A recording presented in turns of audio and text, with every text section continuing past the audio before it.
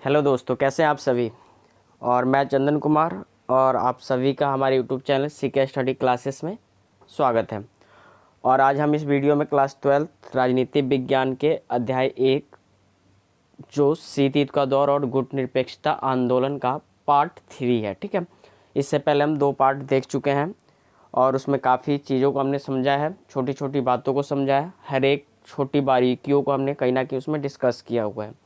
तो जिन्होंने भी वहाँ वो वीडियो नहीं देखे हुए हैं तो उसको जाकर ज़रूर देखें, जिससे कि आपकी हर छोटी से छोटी समस्याएं और बड़ी समस्याएं दूर होती चला जाए। ठीक है, और उन सब दोनों वीडियो में भी बहुत इंपॉर्टेंट क्वेश्चन हैं। तो चलिए हम इस आज के 3rd पार्ट में पढ़ेंगे गुट निरपेक्षता के बारे में। जो पूरा जो हमारा वीडियो होगा वो गुट निरपेक्षता से रिलेटेड होगा और कोशिश करूँगा कि इस पूरे वीडियो में आपको गुट निरपेक्षता रख दिया जाए सामने। तो जैसे कि आप सबके सामने हेडिंग है कि दो ध्रुवीयता को चुनौती। ठीक है, को चुनौती। तो यहाँ पर जो दो ध्रुवीयता को चुनौती है वो क्या है, मतलब समझते हैं यहाँ पर, क्योंकि हमने इससे पहले डिस्कस किया है कि पहली दुनिया, दूसरी दुनिया, एक ध्रुवीय, दो ध्रुवीय विश्व। हमने एक ध्रुवीय, दो ध्रुवीय की बातें की थी कि दो ध्रुवीय विश्व का मतलब होता है कि जब पूरे विश्व फलक पर, विश्व स्तर पर क्या होता है, जब दो महाशक्तियों का केंद्र बिंदु मौजूद हो, है ना, तो उसे हम दो ध्रुवीय विश्व कहते हैं। जैसे अमेरिका और सोवियत संघ कहीं ना कहीं 1945 से लेकर 1991 तक, 1991 तक हमारे सामने रहे थे पूरे विश्व स्तर पर। ठीक है, तो उसे दो ध्रुवीय विश्व कहते हैं। 1991 के बाद जो विश्व हो जाता है, एक ध्रुवीय विश्व हो जाता है, जहाँ सोवियत संघ का विघटन होता है और एक तरह से वहाँ से अमेरिका वर्चस्व सामने आता है। तो जो दो ध्रुवीयता था सोवियत संघ के विघटन से पहले ही, उसके सामने एक चुनौती आती है। ठीक, वो कौन सी चुनौती होती थी, क्योंकि पहली दुनिया अमेरिका को कहते थे, दूसरी दुनिया किसे कहते थे हम, सोवियत संघ को कहते थे। लेकिन एक तीसरी दुनिया भी सामने आई विश्व के। वो तीसरी दुनिया के बारे में हमें जानना है, जो तीसरी दुनिया क्या है। और इस तीसरी दुनिया का मतलब ये है कि जो गुट निरपेक्षता के सदस्य देश थे, उन्हीं सदस्य देशों को हम एक तरह से प्रेजेंट करने के लिए, उनको दिखाने के लिए हम तीसरी दुनिया का प्रयोग करते हैं। ठीक है, तो चलिए हम बढ़ते हैं आगे। तो दो ध्रुवीयता का जो चुनौती मिला था, वो दो ध्रुवीयता को चुनौती किससे मिलता है, गुट निरपेक्षता। तो गुट निरपेक्षता का सबसे पहले हम अर्थ देखते हैं। यहाँ पर जो अर्थ हमारे सामने दिखाया जा रहा कि यहाँ पर को होगा। ठीक है, सॉरी, यहाँ आपको जो है तो यहाँ को करेंगे आप कि दो ध्रुवीयता को चुनौती, तो तीसरी दुनिया, और यहाँ पर गुट निरपेक्षता। ठीक है, तो गुट निरपेक्षता से चुनौती मिलती है। तो गुट निरपेक्षता आखिर है क्या, समझिए। तो गुट निरपेक्षता का अर्थ गुटों से, सभी गुटों से अलग रहना। ठीक है, सभी गुटों से अपने आप को अलग रखना ही क्या कहलाता है, गुट निरपेक्षता। तो सभी गुट का मतलब ये है कि यहाँ पर दो समय गुट में पूरा विश्व बटा हुआ था, दो खेमों में बटा हुआ था। एक खेमा अमेरिका का था जो पूंजीवादी, उदारवादी को लेकर चलते हुए नजर आ रहा था, और दूसरा खेमा सोवियत संघ का था जो साम्यवाद और समाजवाद को लेकर कहीं ना कहीं आगे बढ़ रहा था। ठीक, साम्यवाद और समाजवाद को लेकर बढ़ा। तो इस तरह से दोनों खेमे में पूरा एक तरह से विश्व बटा हुआ था। लेकिन इन दो खेमों में जो देश शामिल नहीं हुए, ठीक है, जो अमेरिका में भी शामिल नहीं हुआ और जो सोवियत संघ के साथ भी नहीं जाने का प्रयास किए, वो देश एक अलग अपनी शक्ति है या अलग अपना एक ग्रुप बनाया, अलग एक संगठन बनाया, जिसका नाम क्या पड़ा, गुट निरपेक्षता। ठीक है, इसको इंग्लिश में नैम के नाम से भी जाना जाता है।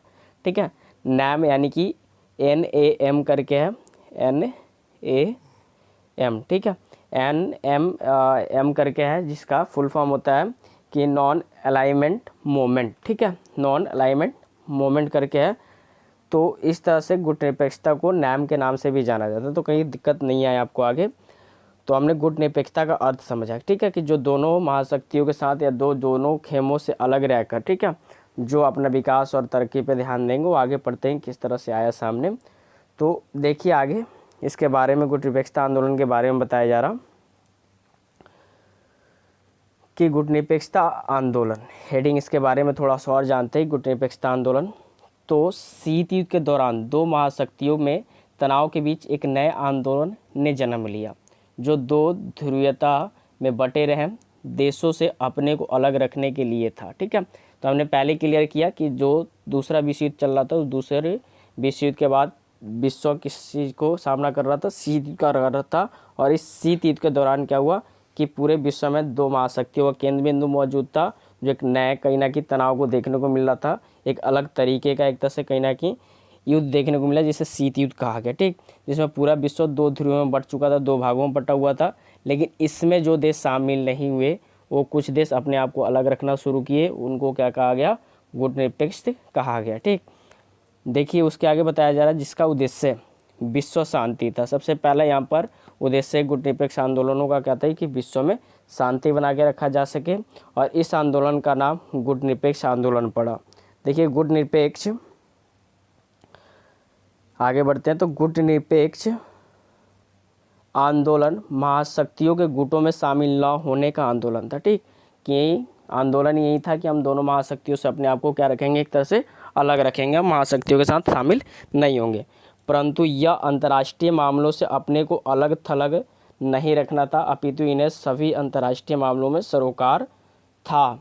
तो बहुत ही यहाँ इंपॉर्टेंट एक क्वेश्चन इसी के साथ एक लाइन में ऐड हो जा रहा है कि कई बार आपसे पूछा जाता है कि गुटनिरपेक्ष आंदोलन तटस्थता या पृथकवाद की नीति नहीं थी, ठीक है। तो उसको भी हम समझते हैं कि गुटनिरपेक्षता जो था वो तटस्थता और एक तरह से पृथकवाद की नीति नहीं थी। वो आप कैसे समझा सकते हैं, क्योंकि हम बात कर रहे हैं कि गुटनिरपेक्षता का मतलब ये होता है कि दोनों गुटों से अलग रहना। तो पृथकवाद और तटस्थता जो शब्दों का प्रयोग कर रहा हूँ, इस शब्द का मीनिंग क्या है, जब आप शब्द का मीनिंग समझ जाएंगे तो बहुत बढ़िया से आपको समझ में आ जाएगा। तो चलिए उसको हम समझते हैं पहले कि वो क्या होता है। तो चलिए यहाँ पर हम देखते हैं कि गुटनिरपेक्ष ना तो पृथकवाद है और ना ही तटस्थता है, समझाइए, ठीक है। यहाँ बोल रहा है कि भाई जो गुटनिरपेक्षता है वो गुटनिरपेक्षता ना तो क्या है, पृथकवाद की नीति और ना ही तटस्थता की नीति है। तो ये कैसे संभव, समझाइए। तो हम दोनों को समझते हैं, पृथकवाद क्या है, तटस्थता क्या है, और इन दोनों से गुटनिरपेक्षता किस प्रकार से अलग है, पृथक है, भिन्न है, ठीक। तो देखिए यहाँ पर कि पृथकवाद समझिए, पृथकवाद का अर्थ होता है कि अपने आप को अंतर्राष्ट्रीय मामलों से काट के रखना, ठीक है। अपने आप को अंतर्राष्ट्रीय मामलों से, वो अंतर्राष्ट्रीय स्तर पर कुछ भी घटना घटित हो रहा हो, कुछ सही हो रहा हो, कोई गलत हो रहा हो, लेकिन हमें उन सब चीज़ों से, उन सब घटनाओं से, उन सब जो भी परिवेश हैं आपके उस समय के, उन सब से हमें कोई मतलब नहीं है, ठीक है। उस देश को कोई उससे मतलब नहीं है, कोई लेना देना नहीं होता उस सब से, और वो बिल्कुल अपने आप को अलग रखता है, ठीक। दुनिया भले ही कट रहा हो कटे, मर रहा हो मरे, उससे हमें कोई मतलब नहीं रखना, हम अपने आप को अलग रखेंगे। उससे क्या कहते हैं, पृथकवाद की नीति कहते हैं। लेकिन गुटनिरपेक्षता वाले ऐसे नहीं थे। देखिए आगे कि अर्थात बस अपने आप को मतलब रखना, ठीक है। अपने आप से सिर्फ मतलब रखना, बाकी दूसरे से अलग रहना, ठीक। कि भाई अपना काम बनता भाड़ में जाए, मतलब जनता, एक सिंपल सा शब्द समझिए। तो वहीं यहाँ पर मीनिंग निकलता है कि अपना काम बनता भाड़ में जाए, जनता में दूसरों से कोई मतलब नहीं है, अपना सिर्फ काम देखना हमें।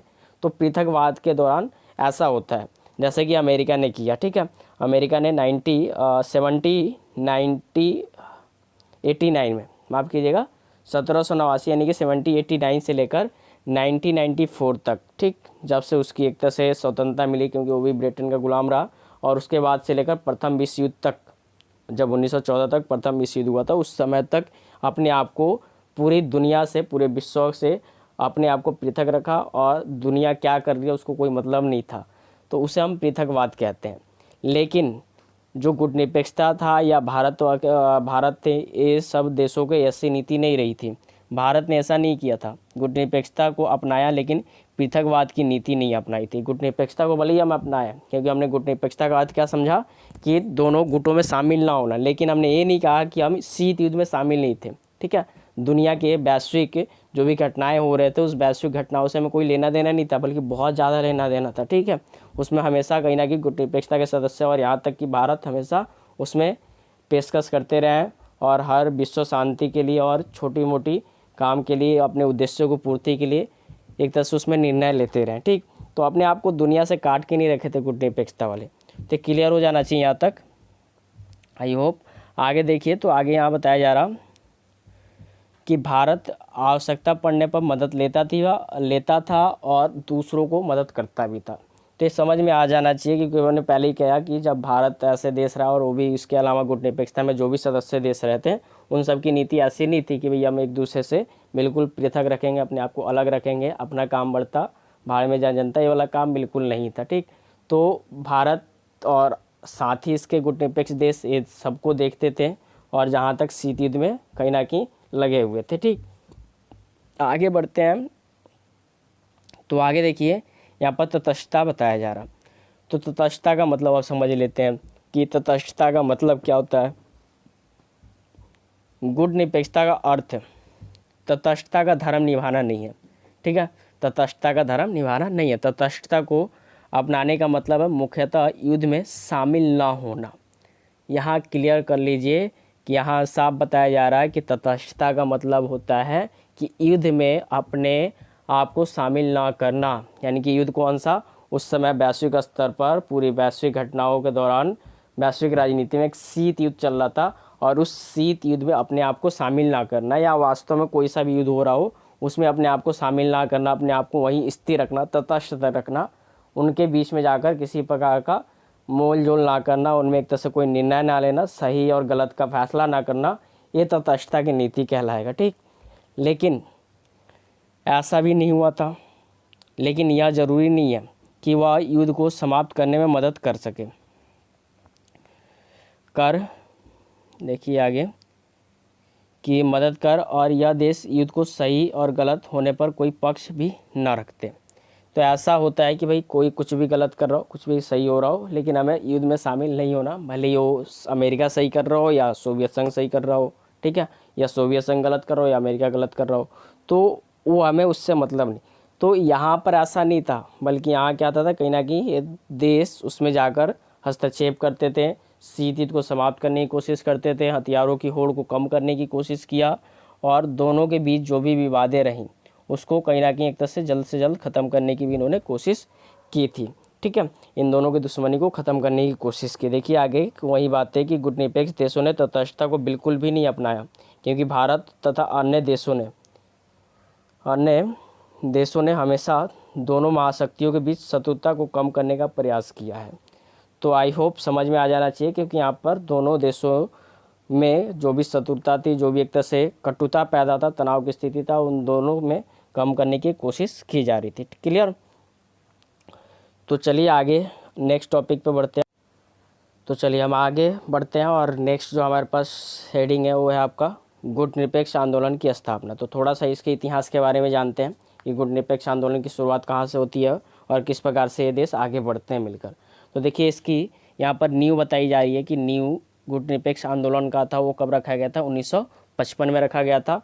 और ये कहाँ रखा गया था, एफ्रो एशियाई सम्मेलन, यानी कि अफ्रीका और एशिया के कुछ देशों का एक सम्मेलन था। कहाँ, बाडुंग सम्मेलन। ठीक है, बाडुंग सम्मेलन, बाडुंग जगह था, उस जगह पर यहाँ पर तीन देशों के प्रमुख तौर से नेताओं ने यहाँ सम्मेलन किया, और यहीं पर क्या रखा जाता है, 1955 में इसकी नींव रखी जाती है। ठीक है, सन 1956 में यूगोस्लाविया के जोसेफ ब्रॉज टीटो, नाम याद रखिए महत्वपूर्ण है, 1956 में यूगोस्लाविया के जोसेफ ब्रॉज टीटो, नंबर 2 भारत के पंडित जवाहरलाल नेहरू, ठीक है, और मिस्र के गमाल अब्दुल नासिर ने एक सफल बैठक की जिसमें गुटनिरपेक्ष आंदोलन का जन्म होता है। ठीक है, यहाँ पर दो बातें याद रखना आपको कि यहाँ पर 1955 में क्या किया जाता है, एफ्रो एशियाई सम्मेलन के तहत, बाडुंग सम्मेलन के तहत क्या किया जाता है, गुटनिरपेक्षता की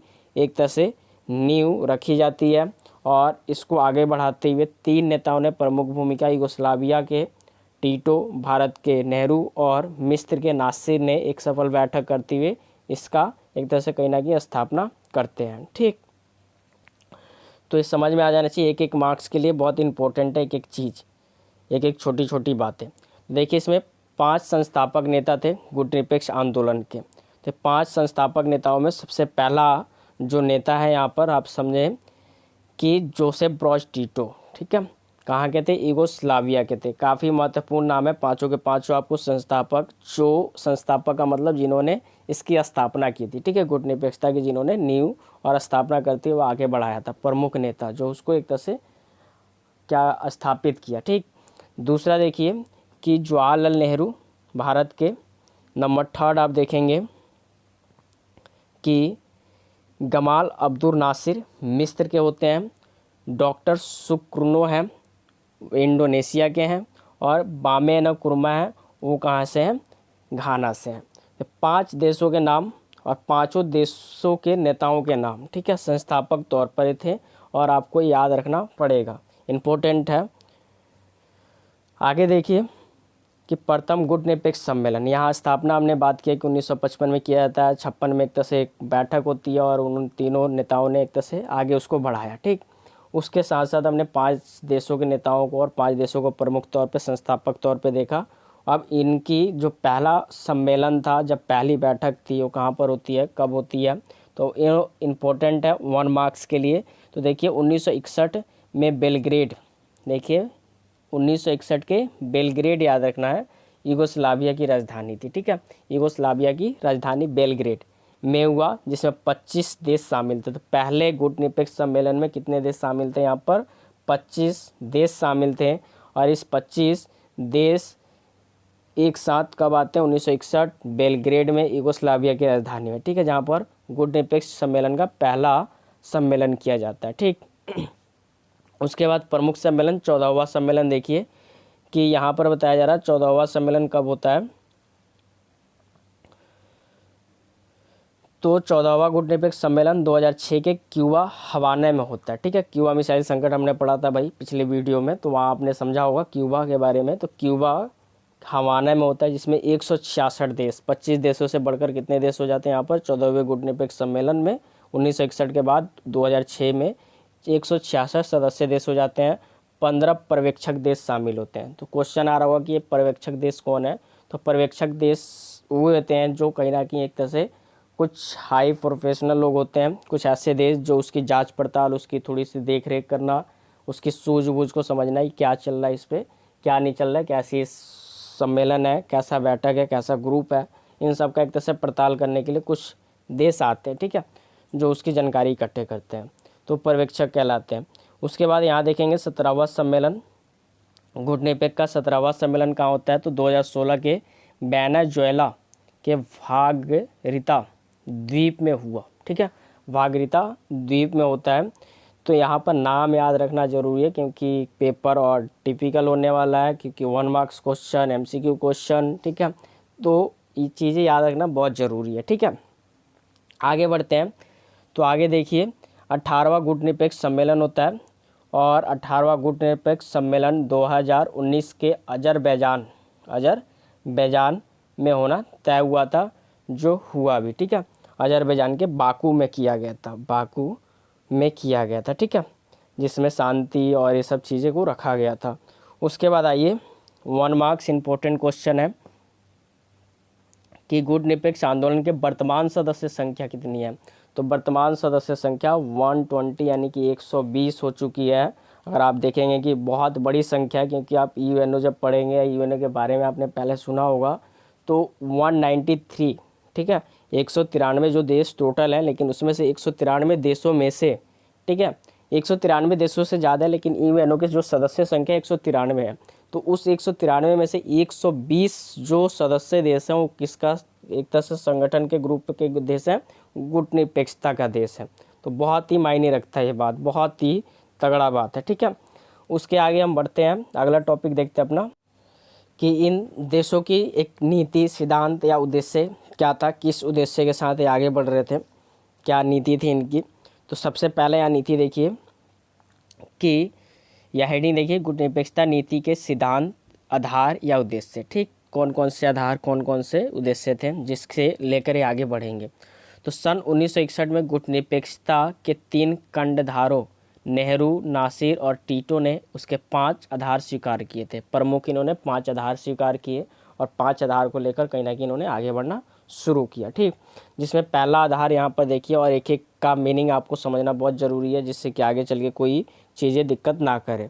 और इस बार इस सिलेबस में नया ऐड हुआ है, और नया ऐड नहीं हुआ, सॉरी, मतलब कि कहीं ना कहीं इसका विस्तार किया गया। और क्योंकि अभी तक जो पहला चैप्टर का नाम आप देखे होंगे पिछले सिलेबस तक, तो उसमें दिया हुआ था शीत युद्ध का दौर, लेकिन इसमें ऐड कर दिया गया है कि शीत युद्ध का दौर और गुट निरपेक्ष आंदोलन, तो और कहीं ना कहीं इससे विस्तृत और काफ़ी महत्वपूर्ण बन गया है।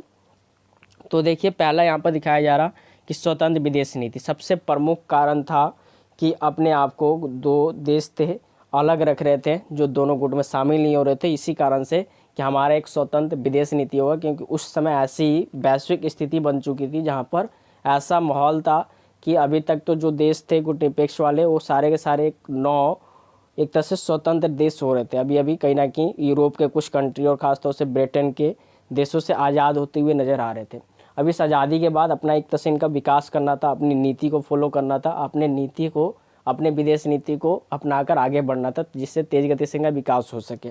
तो अगर ये देश किसी गुट में शामिल हो जाते, समझिए कि अमेरिका में कोई शामिल हो जाता है या कोई सोवियत संघ में शामिल हो जाता, तो वहाँ पर क्या होता है कि उनको अमेरिका और जो सोवियत संघ था उसके साथ ही रह के चलना पड़ता और उन्हीं के एक तरह से पंजों में दबे रहते, जो नीति अपना फॉलो नहीं कर पाते। जो अमेरिका कहता वही नीति को आगे बढ़ाना होता, वहीं जो सोवियत संघ कहता तो सोवियत संघ वाले गुट के जो सदस्य होते वो उसको लेकर आगे बढ़ रहे थे। अपना ये स्वतंत्र रूप से अपना कोई भी नीति अपना नहीं सकते थे, ठीक है। तो इनका सबसे प्रमुख जो रहा कि हम अपना जो भी होगा वो क्या करेंगे, स्वतंत्र विदेश नीति अपनाएंगे और स्वतंत्र विदेश नीति अपनाकर हम आगे चलेंगे, ठीक है। स्वतंत्र विदेश नीति का मतलब कि हम जो भी होगा अंतर्राष्ट्रीय स्तर पर किसी एक दूसरे के दबाव में आकर अपना कोई निर्णय हम नहीं लेंगे, ठीक है, या किसी महाशक्ति के दबाव में नहीं आएंगे। नंबर 2 देखिए कि उपनिवेशवाद का ये विरोध करेंगे, ठीक है। उपनिवेशवाद का मतलब होता है गुलाम, ठीक है, गुलाम कह लीजिए, जो कि उस समय तक बहुत सारे ऐसे कंट्री थे, बहुत सारे ऐसे अल्प विकसित देश से जो विकासशील देश थे जो गुलाम बने हुए थे, यानी कि बड़े बड़े जो पूंजीवादी देश थे और अमीर यूरोपीय कंट्री थे उनके अंदर दबे हुए थे।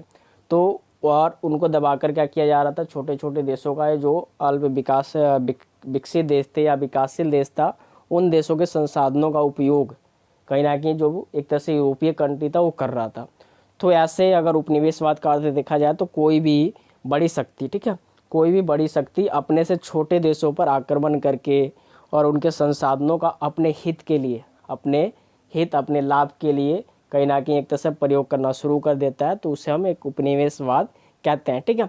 तो इस उपनिवेशवाद का विरोध करेंगे, यानी कि गुलामी का विरोध करेंगे। जो भी देश अभी गुलाम रहेगा उसका हम कहीं ना कहीं आज़ाद कराने में समर्थन करेंगे।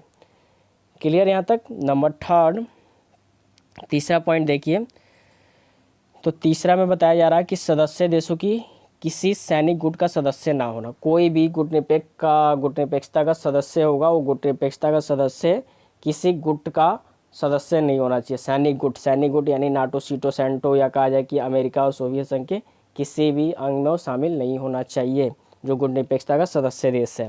नंबर 4 देखिए कि किसी बड़ी ताकत के साथ द्विपक्षीय संधि पर हस्ताक्षर ना किया हो।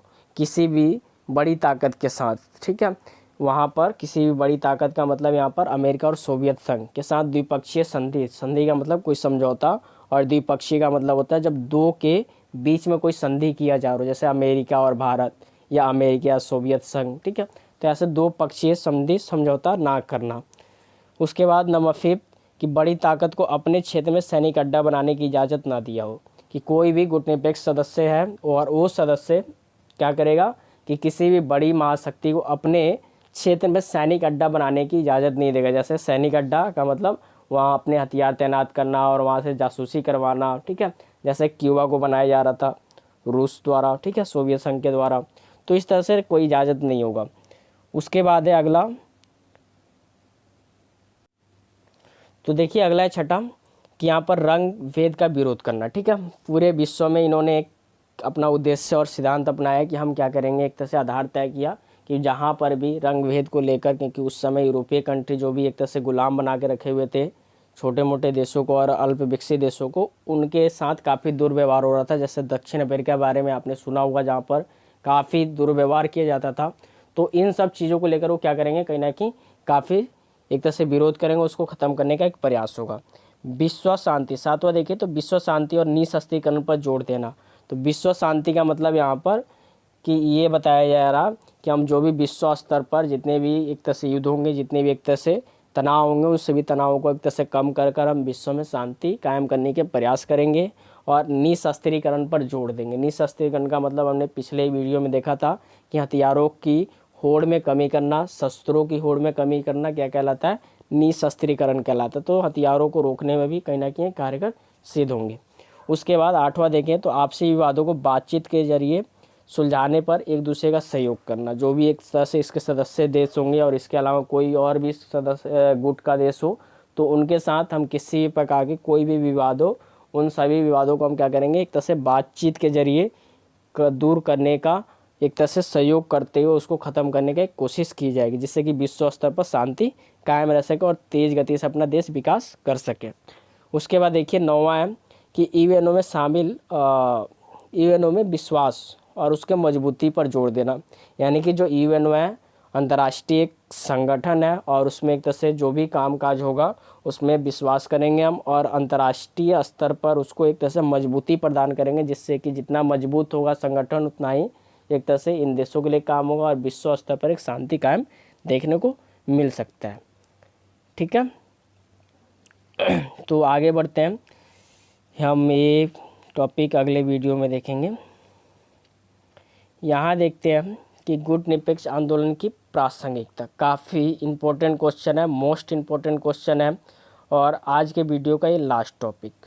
ठीक है, आज का ये वीडियो का हम क्या कर रहे हैं, लास्ट टॉपिक देख रहे हैं, गुट निरपेक्षता की प्रासंगिकता। मोस्ट इम्पोर्टेंट क्वेश्चन है, मोस्ट इम्पोर्टेंट टॉपिक है, तो इसलिए कहता हूँ कि लास्ट तक ज़रूर वीडियो देखिए। हर वीडियो में मेरे अंतिम में कुछ ना कुछ इम्पोर्टेंट ज़रूर रहता है। ठीक, तो चलिए हम शुरू करते हैं इसको कि गुट निरपेक्षता की प्रासंगिकता। जो हेडिंग हमारे सामने दिख रही है भाई, हेडिंग का मतलब क्या है तो थोड़ा सा समझते हैं। प्रासंगिकता का मतलब होता है उपयोगी होना, महत्वपूर्ण होना, ठीक है, उसकी ज़रूरतें होना, उसकी आवश्यकता होना, लिख लीजिए। तो एक तरह से यहाँ पर गुट निरपेक्षता आंदोलन की प्रासंगिकता आज है या नहीं है, या आप गुट निरपेक्ष आंदोलन अप्रासंगिक हो गया। अप्रासंगिक का मतलब उसकी हमें कोई ज़रूरत नहीं है, उसका एक तरह से कहीं ना कहीं जो एक तरह से वो शुरू में जो महत्व था वो महत्व आज धीरे धीरे कम हो गया है।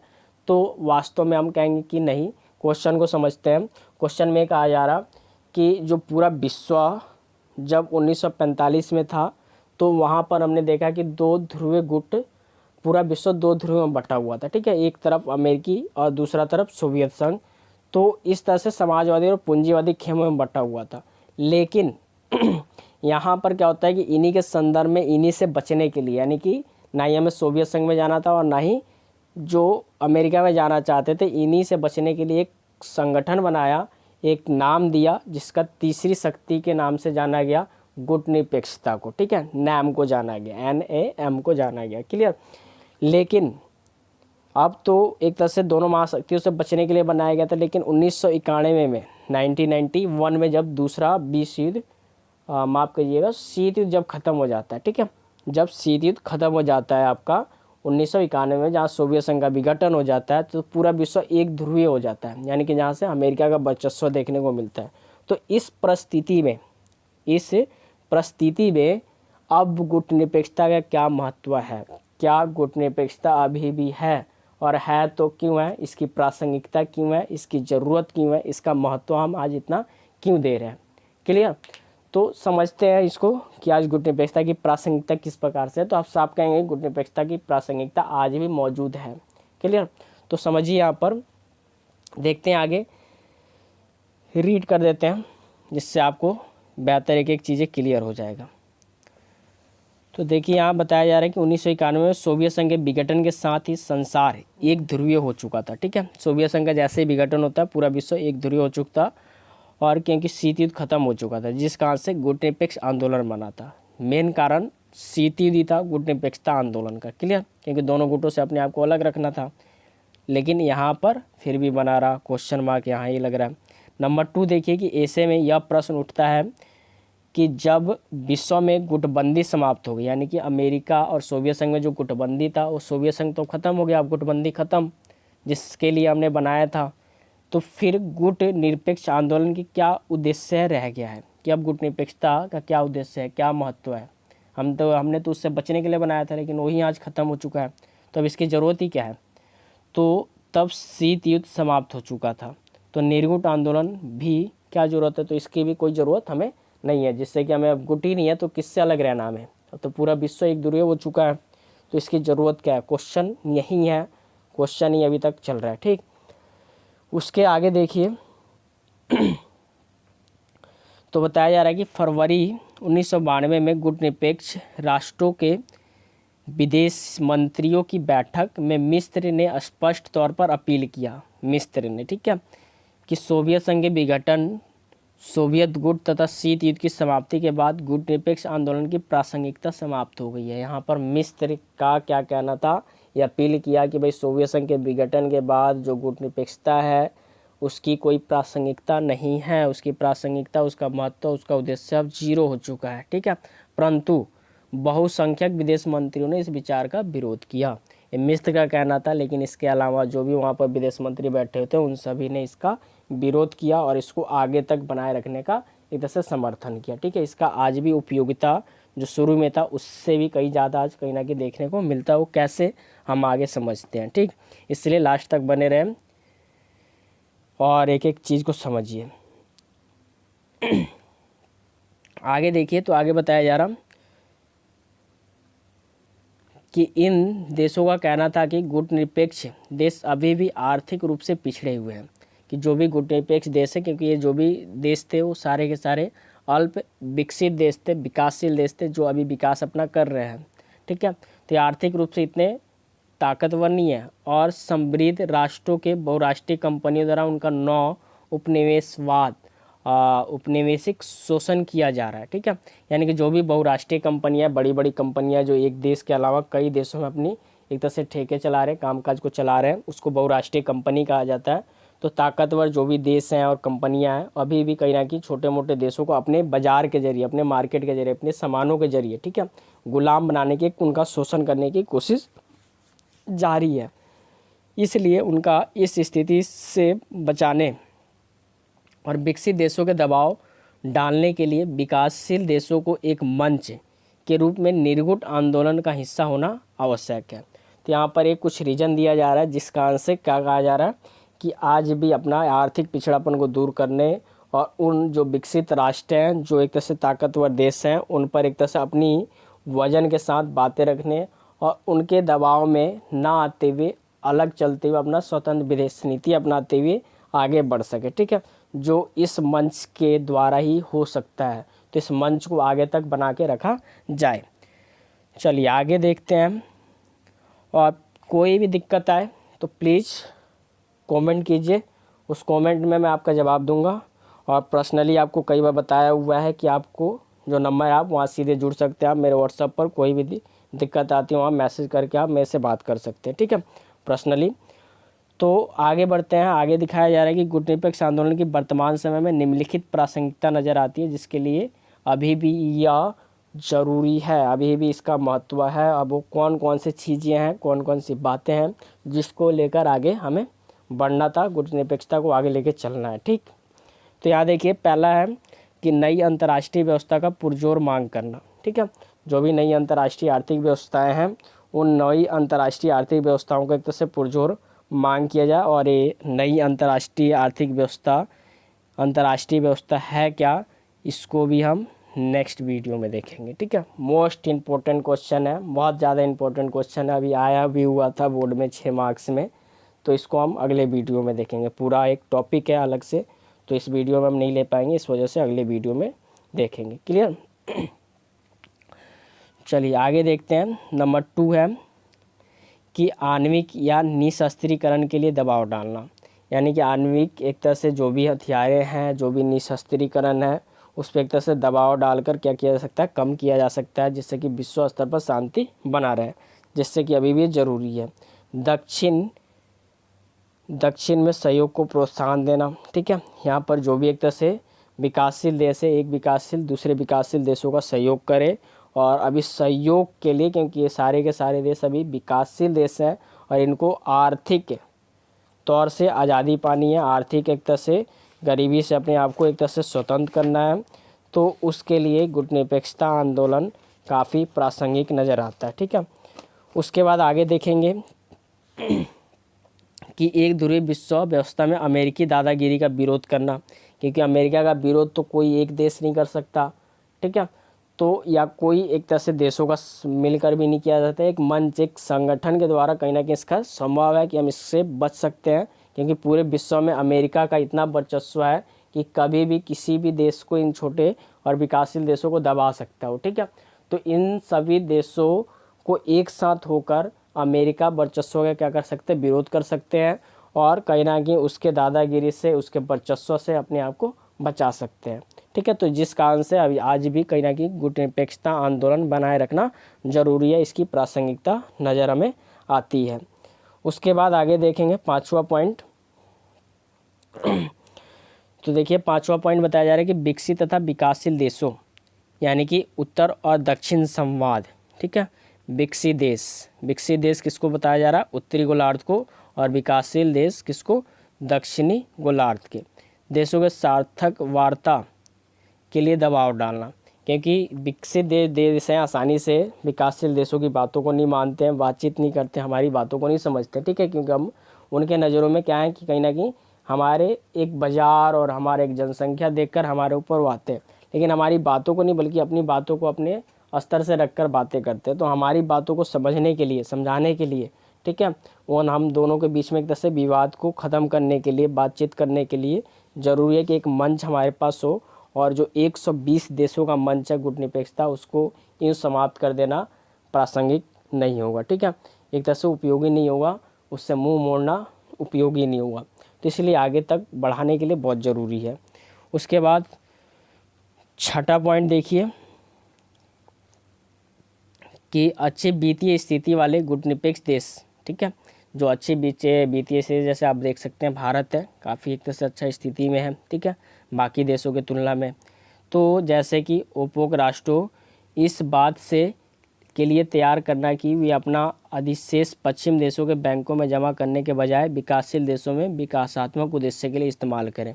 यहाँ ये बताया जा रहा कि आज हम कहीं ना कहीं एक दूसरे का, जो विकासशील देश हैं और विकासशील देशों में भी कई ऐसे कैटेगरी देखे जा सकते हैं जो काफ़ी एक उसमें भी तेज़ी से बढ़ने वाले देश हैं, कुछ नीचे रह गए। तो जो तेज़ी से बढ़ने वाले देश हैं, उन सभी देश क्या करें कि जो छोटे मोटे देश जो पिछड़े हुए हैं, उन देशों में अपना एक तरह से निवेश करें, अपना पैसा लगाएं, ना कि एक तरह से पश्चिमी बैंकों में जाकर, पश्चिमी देशों के बैंकों में जाकर इन्वेस्ट करें, वहाँ पर पैसा जमा करें और एक तरह से उससे उनको ज़्यादा लाभ हो। तो उस तरह से वो ना देखते हुए अपने छोटे मोटे देशों में जाकर इन्वेस्ट कर सकते हैं। उसके बाद आगे देखेंगे कि नौ औपनिवेशिक शोषण का विरोध किया जा सके, ठीक है। जो नौ औपनिवेशिक शोषण का मतलब कि आज जो विकसित देश हैं, जो पूंजीवादी देशों क्या कर रहे हैं, छोटे मोटे देशों का शोषण कर रहे हैं, लेकिन पहले जैसे नहीं कि पहले एक दूसरे पर अटैक किया और उसका आर्थिक और इस तरह से शोषण किया, उसके प्राकृतिक संसाधनों को लूटा, नहीं। अब कैसा शोषण किया जा रहा है, बल्कि ऐसा शोषण किया जा रहा है कि एक दूसरे पर अटैक तो हो रहा है, लेकिन वो अटैक बाजार के जरिए किया जा रहा है, अपने सामानों के जरिए किया जा रहा है, अपनी नीति को उस तरह से कहीं ना कहीं लागू करने की एक कोशिश की जा रही है। तो इससे बचाव के लिए ज़रूरी है कि एक मंच अपने पास हो और हम उन देशों के ऊपर निर्भर ना रहें। अगला देखिए, तो संयुक्त राष्ट्र संघ के पुनः गठन के लिए दबाव डाला जा सके। संयुक्त राष्ट्र संघ में आप देखेंगे यूएनओ जो है, इस यूएनओ में क्या है कि कहीं ना कहीं बहुत ज़्यादा विकसित देशों का प्रभाव हमें देखने को मिलता है, ख़ास तौर से अमेरिका का बहुत ज़्यादा प्रभाव देखने को मिलता है, अमेरिकी वर्चस्व यूएनओ में भी देखने को मिलता है। तो यहाँ पर एक तरह से उनका काफ़ी दबाव है और इन विकासशील देशों को उसमें अनदेखा किया जाता है। तो इसके लिए इसका पुनर्निर्माण करना, इसका पुनर्गठन करना काफ़ी ज़रूरी है आज के समय के साथ, आज के परिस्थितियों के साथ। जितना वजन होगा उतना ही कहीं ना कहीं वहाँ पर बातें रखी जा सकेगी वजन के साथ, ताकि अन्य शक्तिशाली देश को अस्थायी सदस्यता अर्थात वीटो परिषद की सदस्यता प्रदान की जा सके। बहुत ही महत्वपूर्ण पॉइंट है, क्योंकि यहाँ पर देखेंगे कि भारत और ऐसे ब्राज़ील, ठीक है, उसके बाद आप देखेंगे कि दक्षिण अफ्रीका, ऐसे बहुत सारे ऑस्ट्रेलिया देश हैं जो कहीं ना कहीं वहाँ पर ऐसा दावा करते हुए नज़र आ रहे हैं कि हमें भी अस्थायी सदस्यता दिया जा सके, ठीक है, जिसको वीटो पावर दिया जाए। वीटो हम आगे के समय में समझेंगे, ठीक है, आगे इसको समझेंगे कैसे क्या है। उसके बाद आगे देखिए कि 9वां पॉइंट, बदलती हुई अंतर्राष्ट्रीय राजनीति में गुटनिरपेक्ष आंदोलन की प्रासंगिकता और भी बढ़ गई है। तो इस बहुत ही सब कारण थे कि भी अपना आर्थिक विकास करने के लिए उनको एक मंच प्रदान किया जा सके, एक दूसरे को सहयोग किया जा सके, क्योंकि सभी देश अपने आप में संसाधन एक तरह से भरपूर नहीं है। तो इस सब चीज़ों को लेकर आगे बढ़ना बहुत ही महत्वपूर्ण है। निशस्त्रीकरण हमने देखा, उसके बाद सुरक्षा, अमेरिका की एक तरह से दादागिरी से बचना, उसके बाद पूरे विश्व स्तर में एक तरह से संयुक्त राष्ट्र संघ को एक तरह से मजबूत करना, उसके साथ उसका पुनर्गठन, सुरक्षा परिषद में स्थायी सदस्य, वीटो पावर, ये सब प्रदान करना। ठीक है, तो बहुत सारे हमने पॉइंट देखे जो आज के मुताबिक, आज के अंतर्राष्ट्रीय समय में देखते हुए, अंतर्राष्ट्रीय राजनीति को देखते हुए काफ़ी महत्वपूर्ण एक तरह से हमारे सामने बनकर उभर कर आता है। ठीक है, तो उम्मीद करता हूँ कि वीडियो आपको अच्छी लगी हो, समझ में आया हो, और जहाँ तक कोशिश है मेरे समझाने की वो पूरी कोशिश कर रहा हूँ मैं। और जहाँ आपको ना समझ में आया हो तो प्लीज़ कमेंट कीजिए और मैं वहाँ पर आपके कमेंट का ज़रूर जवाब दूंगा। तो प्लीज़ लाइक कर लीजिए, लाइक कीजिएगा और शेयर कीजिए, और जितना हो सके उतना शेयर कीजिए, क्योंकि और भी बच्चों तक ये वीडियो पहुंच सके और उनको कुछ चीज़ें समझ में आ सके। ठीक है, और आप पहली बार हमारे चैनल पर आए हैं तो सीके स्टडी क्लासेस हमारे चैनल को सब्सक्राइब कर लीजिए, जिससे कि आने वाली जो वीडियो है आपको समय पे मिल सके और आप एक भी वीडियो ना छोड़ पाएँ। तो धन्यवाद।